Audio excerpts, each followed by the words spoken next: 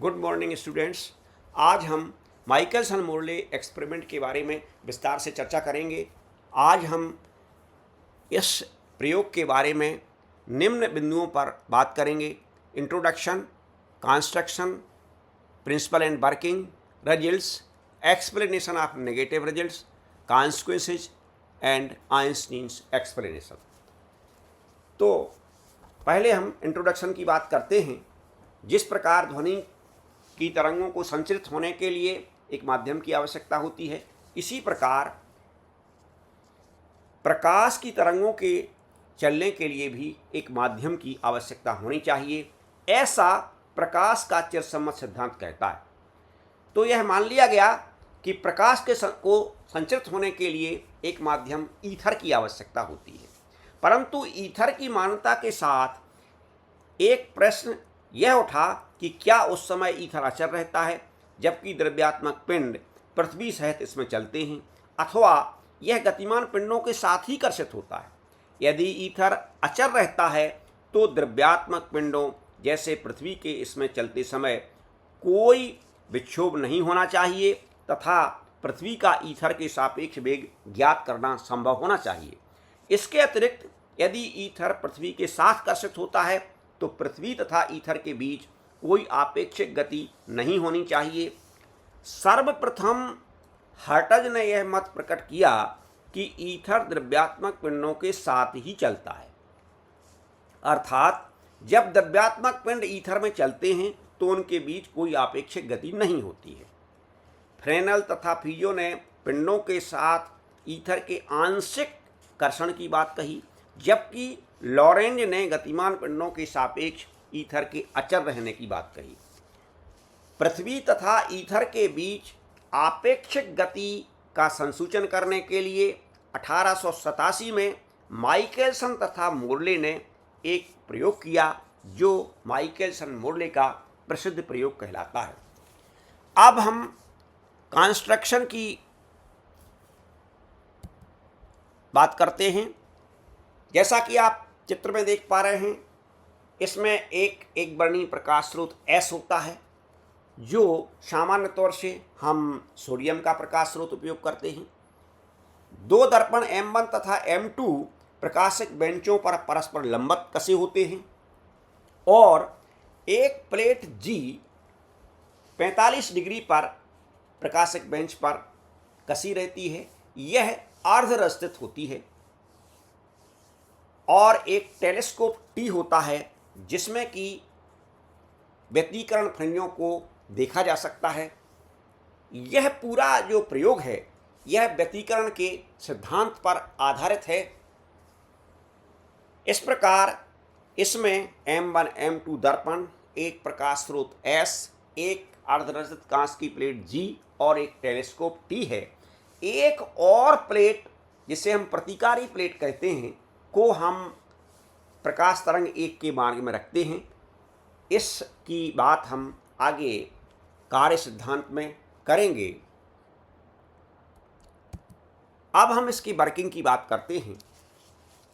प्रकाश स्रोत S से प्रकाश किरण निकल करके प्लेट G पर आपतित होती है जो कि 45 डिग्री पर लगी हुई है। इसका जो सेमी सिल्वर्ड सरफेस है उससे प्रकाश दो किरणों में बट जाता है, प्रकाश किरण 1, प्रकाश किरण 2। प्रकाश किरण 1 दर्पण M1 की ओर जाती है और प्रकाश किरण 2 दर्पण M2 की ओर जाती है। इस प्रकार दो प्रकाश तरंगें बन जाती हैं और यह प्रकाश तरंगें दर्पणों से परावर्तित होकर के लौट करके G में आती हैं और व्यतिकरण फ्रिंजें टेलीस्कोप T से देखी जा सकती हैं।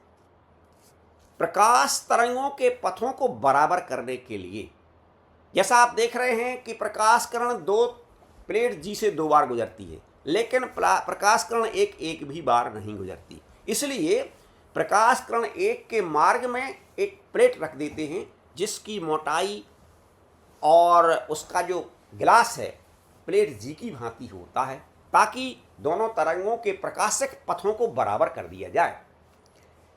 इस प्रकार यदि यह उपकरण ईथर में विश्राम अवस्था में है तो किरण पुंज के दोनों भाग प्लेट जी तक लौटकर आने में बराबर समय लेंगे, परंतु वास्तव में पूरा उपकरण पृथ्वी के साथ साथ ईथर में चल रहा है।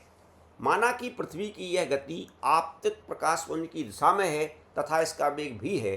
इस गति के कारण दोनों प्रकाश पुंजों के पथ तथा उनकी दर्पणों से परावर्तन की स्थितियां चित्र में बिंदुवत रेखाओं से दिखाए अनुसार होंगी। इस अवस्था में दोनों प्रकाश तरंगों 1 व 2 द्वारा दर्पणों तक जाने तथा लौटकर वापस आने में बराबर समय नहीं लगेंगे।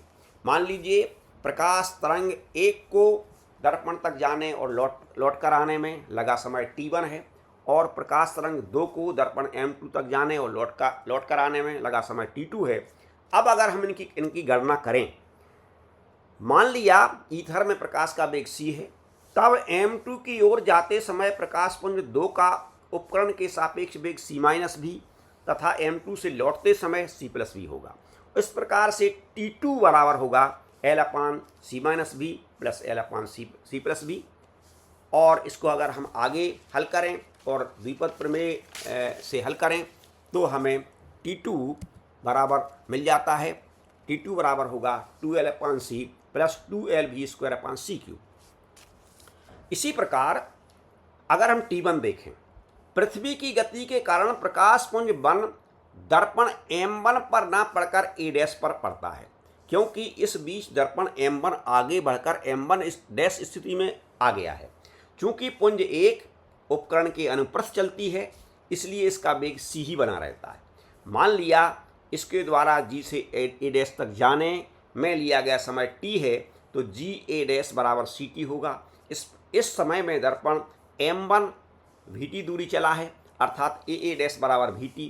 तब g' तक वापस आने में किरण पुंज द्वारा चली गई दूरी g बराबर 2ga' हुई।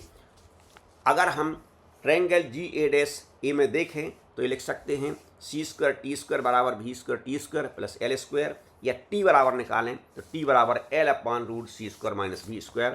इस प्रकार t1 t का दुगुना होगा, t1 बराबर 2t। इसको अगर हम हल करें तो t1 बराबर मिलेगा 2l/c प्लस lv²/c³। इस प्रकार हम देख रहे हैं कि t1 और t2 आपस में बराबर नहीं है। इस प्रकार प्रकाश के दोनों किरणों द्वारा दोनों पथों के अंदुस लिए गए समय भिन्न भिन्न हैं और इनमें समयांतर डेल्टा t बराबर होगा t2 - t1। t2 और t1 के मान भरें तो समयांतर आया lv²/c³। इस समयांतर के संगत अगर हम पथांतर का सूत्र लगाएं तो पथांतर डेल्टा बराबर c delta t by lambda होता है। इस प्रकार पथांतर आया lv²/c² लैम्डा। अब हम इस पथांतर पर विचार करें। मान लें हम कि किसी कारण पृथ्वी एकाएक रुक जाए, अर्थात v बराबर 0 हो जाए तो डेल्टा बराबर 0 हो जाएगा तथा पूरे फ्रिंज चित्र में lv²/c² लैम्डा का विस्थापन हो जाना चाहिए। वास्तविक प्रयोग में पूरे उपकरण को, जो कि पारे पर तैरती एक पत्थर की शिला पर किया गया था, 90 डिग्री से घुमा दिया गया, जिससे कि भुजा OA पृथ्वी की गति के समांतर हो गई, अर्थात दोनों पथ आपस में बदल गए। इसके विपरीत दिशा में समान परिमाण का पथांतर उत्पन्न हो गया। इस प्रकार 90 डिग्री से घुमाने पर पथांतर 2lv²/c² लैम्डा होना चाहिए। प्रेक्षण योग फ्रिंज विस्थापन उत्पन्न करने के लिए माइकलसन तथा मोर्ले ने दोनों किरणों के दूरदर्शक में पहुंचने से पहले कई बार आगे पीछे परावर्तन करके पथ दूरी l के प्रभावी मान को 11 मीटर तक बढ़ाया। इस प्रकार l बराबर 1100 सेंटीमीटर रखा। पृथ्वी का कक्षीय वेग v बराबर 3 × 10⁶ सेंटीमीटर पर सेकंड, प्रकाश का वेग 3 × 10⁻10 सेंटीमीटर पर सेकंड और लैम्डा प्रकाश की तरंगधैर्घ्य 59 रखी। तो 90 डिग्री से घुमा देने पर जो फ्रिंज विस्थापन होना चाहिए वह 0.37 के लगभग आता है। इस प्रकार 90 डिग्री से अगर हम उपकरण को घुमा देते हैं तो 0.37 फ्रिंज विस्थापित हो जानी चाहिए।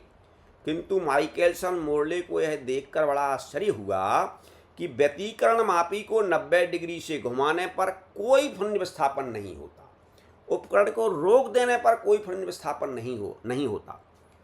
प्रेक्षित सिद्धांत फ्रिंज विस्थापन प्राप्त करने के लिए उन्होंने प्रयोग को पृथ्वी के विभिन्न भागों में किया, गहराई पर जाकर के, ऊंचाई पर जाकर के, ध्रुवों पर, भूमध्य रेखा पर प्रयोग को दोहराया, वर्ष की विभिन्न ऋतुओं में प्रयोग को दोहराया, लेकिन उन्हें सिद्धांततः जो फ्रिंज विस्थापन मिलना चाहिए फ्रिंज विस्थापन नहीं मिला, और इस तरह से माइकलसन मोर्ले का यह प्रयोग पृथ्वी का ईथर के सापेक्ष वेग ज्ञात नहीं कर सका, और इस परिणाम को उल्टा परिणाम, नेगेटिव रिजल्ट कहा गया। इस नेगेटिव रिजल्ट की भिन्न तरह से व्याख्याएं की गई। ऐसा क्यों आया? तो इसकी पहली व्याख्या की गई कि जब पृथ्वी ईथर में से गुजरती है तो यह अपने साथ ईथर को भी पूरी तरह कर्षित करती है, जिससे दोनों के बीच कोई आपेक्षिक गति नहीं होती है, अतः फ्रिंजों के विस्थापन का प्रश्न ही नहीं होता। परंतु यह विवेचना दो कारणों के आधार पर अस्वीकृत हो गई। पहला कारण था कि यह तारों से आने वाले प्रकाश के अपीड़न के विरुद्ध है। ब्रैडले ने अपीड़न के आधार पर सिद्ध किया था कि अंतरिक्ष में ईथर स्थिर है। फीजो ने प्रयोग द्वारा यह दिखाया कि गतिमान पिंड प्रकाश की तरंगों को केवल आंशिक रूप से ही कर्षित कर सकते हैं। प्रकाश तरंगों के इस आंशिक कर्षण का भी बिना ईथर कर्षण परिकल्पना से ही समझाया गया था। दूसरा तर्क ये दिया गया कि गतिमान प्रकाश स्रोत से आने वाले प्रकाश का वेग अपने स्वाभाविक वेग तथा स्रोत के वेग के सदिश योग के बराबर होता है। इस प्रकार यदि पृथ्वी पर एक प्रकाश स्रोत प्रेक्षक की ओर जा रहा है तो प्रकाश का वेग बढ़ जाएगा, और स्रोत से दूर जा रहा है तो वेग घट जाएगा। यदि यह सत्य है तो माइकलसन मोर्ले प्रयोग के ऋणात्मक परिणाम की व्याख्या हो जाती है, लेकिन यह प्रकाश के तरंग सिद्धांत के भारी विरोध में है और यह बात नहीं मानी गई, इसे अस्वीकृत कर दिया गया। तीसरी विवेचना की गई कि फिट्जजेराल्ड तथा लॉरेंज ने कहा कि जब कोई पिंड पृथ्वी के गति के समांतर दिशा में भी वेग से चलता है तो वह लंबाई में संकुचित हो जाता है, और यह संकुचन √1-v²/c² के अनुपात में होता है। व्यतिकरण मापी की भुजाओं में इस प्रकार के संकुचन से प्रकाश के दोनों पथ बराबर हो जाएंगे तथा फ्रिंजों में कोई विस्थापन नहीं होगा, लेकिन यह पूर्णतः तदर्थ होने के कारण नहीं मानी गई। रेले ने ज्ञात किया कि इस प्रकार के संकुचन से द्विअपवर्तन होना चाहिए, जो कभी नहीं देखा गया। इस प्रकार से इन तीनों में माइकलसन मोर्ले प्रयोग के ऋणात्मक परिणाम की संभव व्याख्या नहीं की जा सकी। माइकलसन मोर्ले प्रयोग के परिणाम की संभव व्याख्या आइंस्टीन ने 1905 में की। उन्होंने माइकलसन मोर्ले के परिणाम को देखते हुए एक नया क्रांतिकारी विचार रखा। उनके अनुसार ईथर में गति एक अर्थहीन विचार है, केवल द्रव्यात्मक पिंडों की सापेक्ष गति का ही भौतिक महत्व है। Motion through ether is a meaningless concept, only motion relative to material bodies has physical significance. Einstein के अनुसार इस प्रकार का द्रव्य, ईथर जैसा द्रव्य इस ब्रह्मांड में नहीं है, और प्रकाश तो निर्वात में चल सकता है, और एक नई विचारधारा का जन्म हुआ और यहीं से आपेक्षतावाद का उदय हुआ। तो इस प्रकार आइंस्टीन माइकलसन मोर्ले प्रयोग की सफल व्याख्या कर सके। अब एक बात और मैं यहाँ कहना चाहता हूँ, इम्पोर्टेंस या कॉन्सिक्वेंस समझें तो इस प्रयोग में जो परिणाम आया उसमें पृथ्वी का वेग ईथर के सापेक्ष नहीं मिला, फिर भी इसका महत्व है।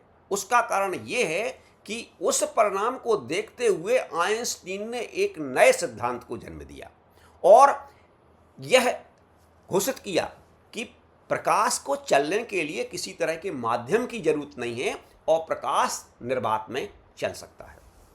धन्यवाद। Thank you.